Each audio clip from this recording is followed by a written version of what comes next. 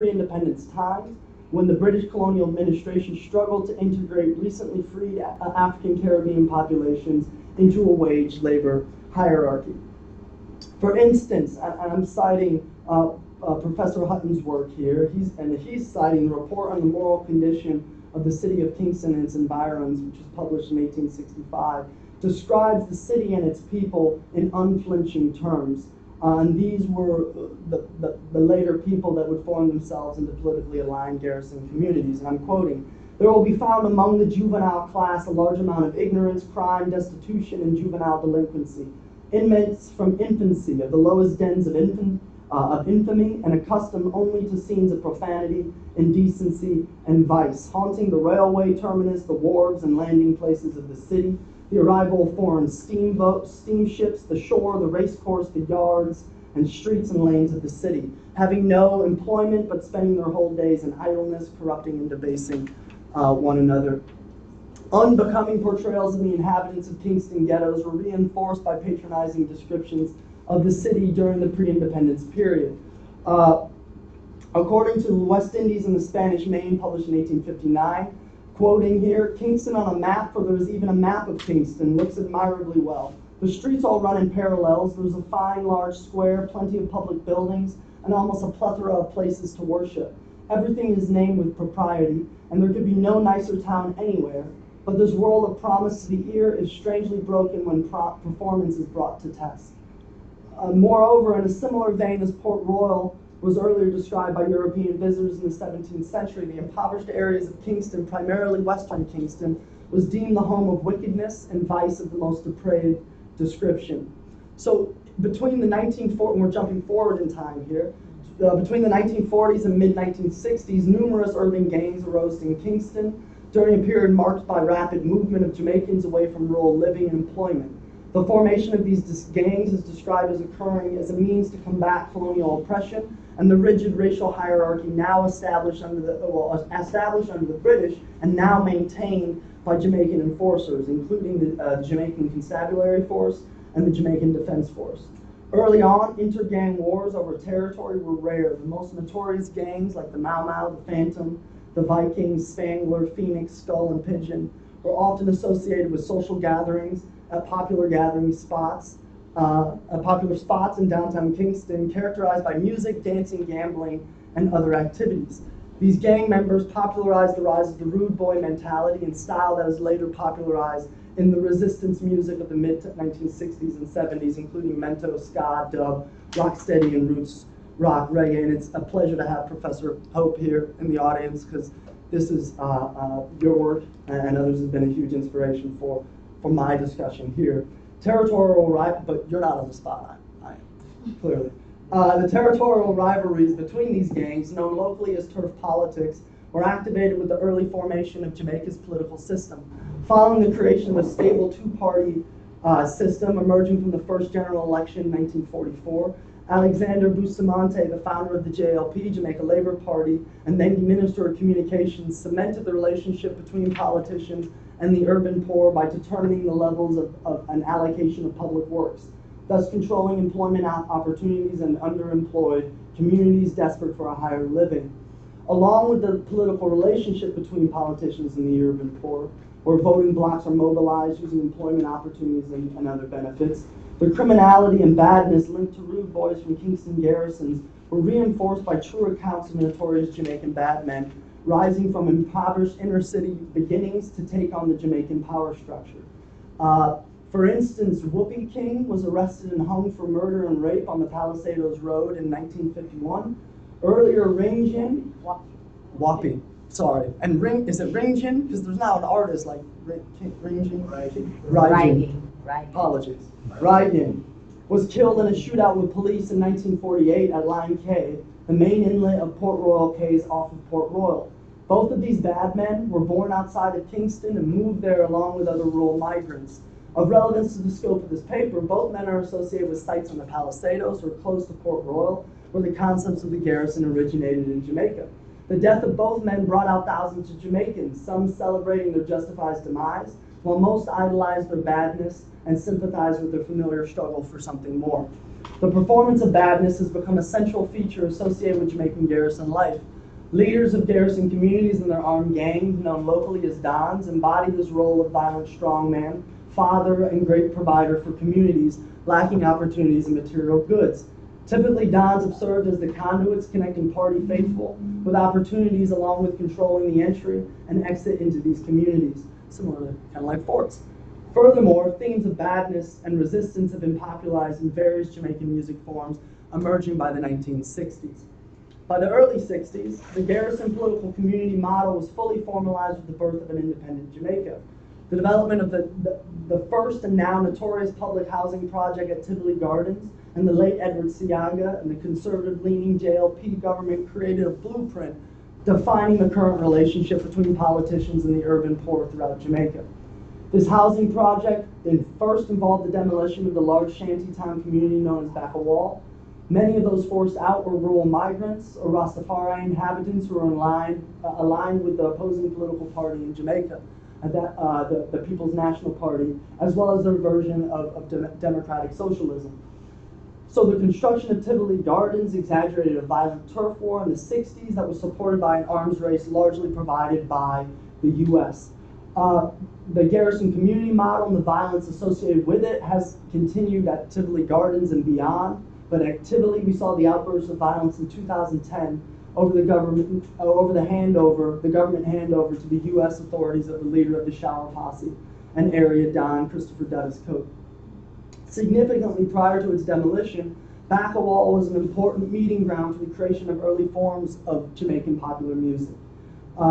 It's Bacawal and surrounding communities like Akiwalk, Dungle, and Trenchtown, where Ken Booth, Alton Ayres, Dobby Dobson, Joe Higgs, Bob Marley, Peter Tosh, Bunny Whalers, and all the others crafted and performed songs demonstrated the resistance and consciousness of the Jamaican rude boy to the popular beat of reggae or dub rhythm.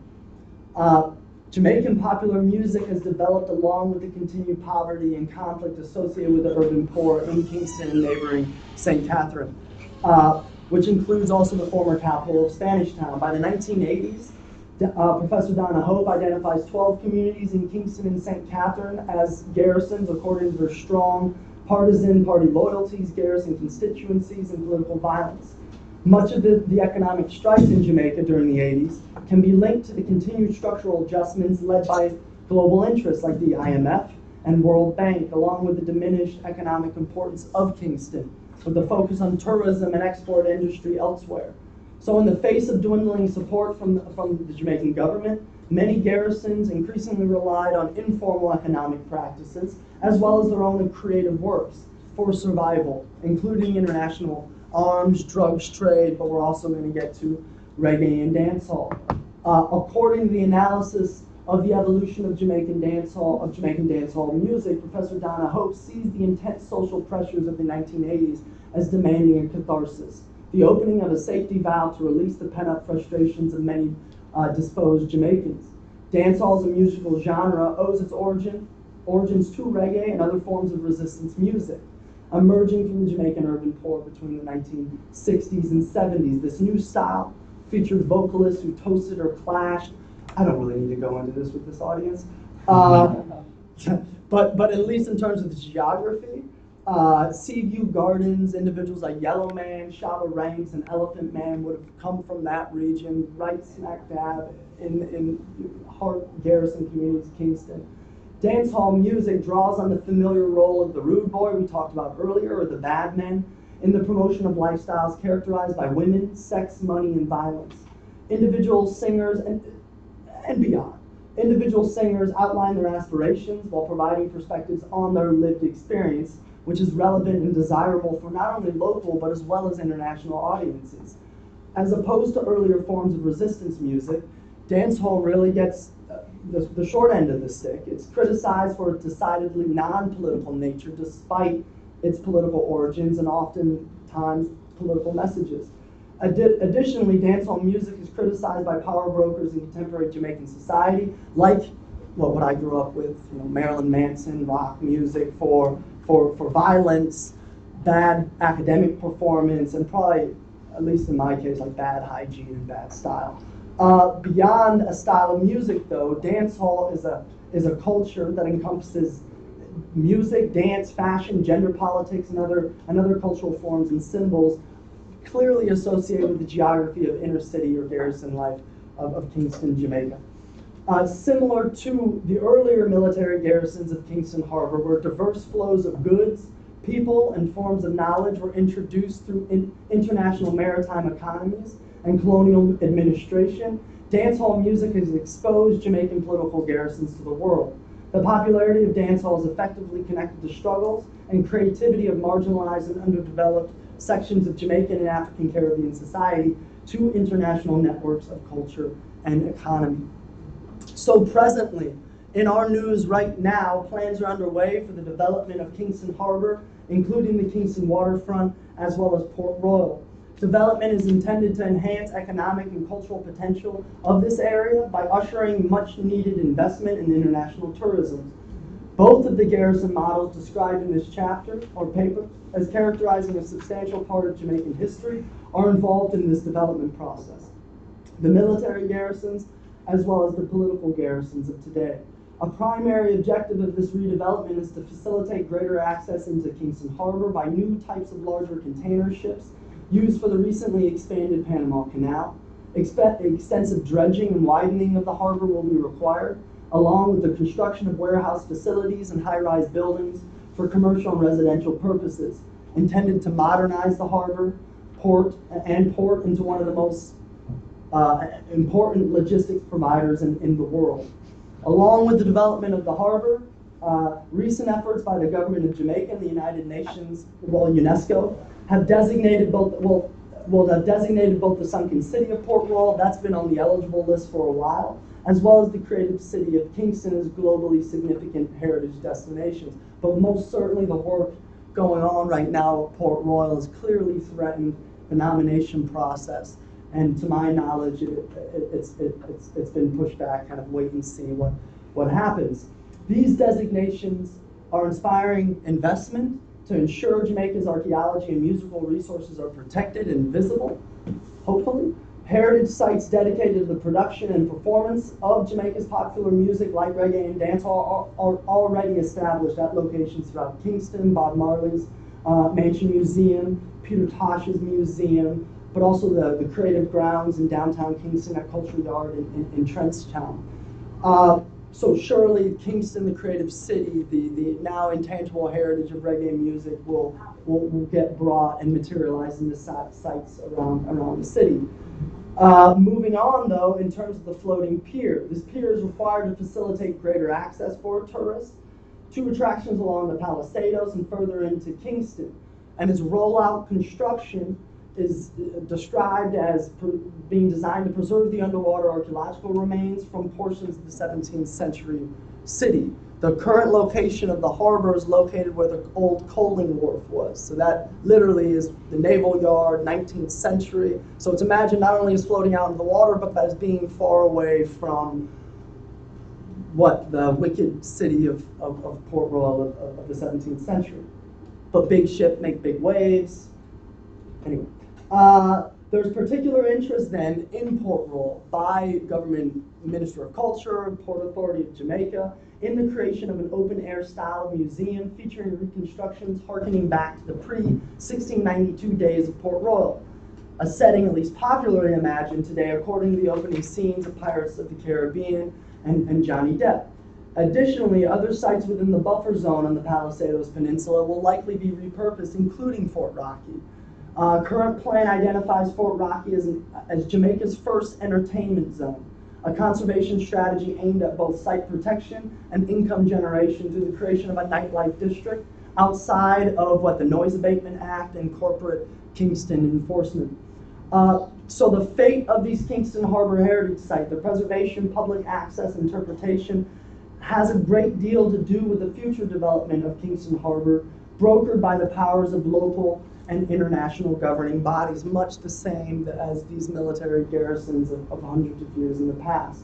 Within this context of economic and cultural development, archaeology at Fort Rocky combines multiple types of data from a single site, including both archives, archaeology, media ethnography, to account for the diverse places and voices characterizing the historical, lived, and future realities of being human in Jamaica. So being human at Fort Rocky. Fort Rocky, originally known as the Rocky Point Battery, was one of the 4 military garrisons built in the late 19th century. It's located in Port Royal along with Victoria Battery. These sites would have been linked to Fort Clarence Battery right by the beach. I don't know if you're all, I bet you've been to the beach, maybe not to the fort that's overlooking there. It's a beautiful site, as well as Apostles Battery, which I mentioned earlier is inaccessible, it's storing fireworks, but very close to Fort Clarence. Changes to the architecture and weaponry at these forts reflect improvements in land-based and naval artillery. Bigger guns, exploding shells, very accurate, and now can fire over 7 miles off the coast as opposed to maybe a mile, relative, very kind of lacking precision. This technology we see throughout Kingston Harbour is similar to the technologies and landscapes across the world and other World War outposts in Europe, Africa. Before the construction of the Palisadoes Road, which you're seeing in the image at the top that goes right by Fort Rocky, this area would have, and Fort Rocky and other sites would have been relatively isolated, with access only available by boat to Port Royal or by foot or via the railway. This 2-mile stretch of railway that connected Fort Rocky to Port Royal from 1887 until the end of World War I would have been used to transport mainly large explosive shells for these coastal guns, but also would have been moving engineers and supplies. Which begs the question, how is stuff, personal objects, other objects coming into this relatively isolated location? We'll talk about that. During its occupation to the end of World War II, this fort and the others I mentioned was altered several times as local forces of artillery and engineers served there, including the construction of a new soldiers' barracks. And that's what you see from the air right here. Sometime during the Second World War. This garrison, as opposed to say a place like Fort Augusta across the harbor, the old female prison, which would have housed over 500 individuals, if not more, this housed no more than 100 individuals during its occupation. It consisted of a mixture of militia units, including the St. Andrew Rifle Corps, the Kingston Infantry Volunteers, and the Jamaica Infantry Volunteers, along with a small number of European officers. And this is quite clearly listed on maps of this area, where they list a small number of European officers and a larger number of what they usually call native corps, right? That's the same term they use in Africa, same term they're using in India. So again, you have a global landscape placed, again, right in Kingston Harbour, which is local for us, but most certainly a global node, a global link. Following its abandonment at the end of World War II, development of the Palisadoes resulted in the increased flow of traffic. So our airport, the Norman Manley Highway, the International Airport, as well as a host of hotels, the Yacht Club, the Maritime Institute, and aviation training facilities, as well as the Coast Guard. While the ruins of Fort Rocky are situated on what is now a relatively undeveloped portion of the peninsula, pervasive trends that we would have discussed earlier in Kingston daily life have been integrated into the physical fabric of the fort, especially in the most clearly aspects of Dancehall culture. Additionally, plans are underway to rehab Fort Rocky, which we already mentioned. Even in its currently abandoned or remote state, Fort Rocky has continued to be an important meeting place for various Jamaican societies, including disenfranchised or established Jamaicans, local authorities like the Jamaican JCF, the JDF, as well as JNHT, foreign tourists, Jamaican National Heritage Trust, foreign tourists, as well as nerdy historians and archaeologists. David Bousseray, we contacted him years before I even got to Jamaica to talk about his impression of the site. He talks about going there, saying, hey, before you go there, take off your watch. When he went there, he just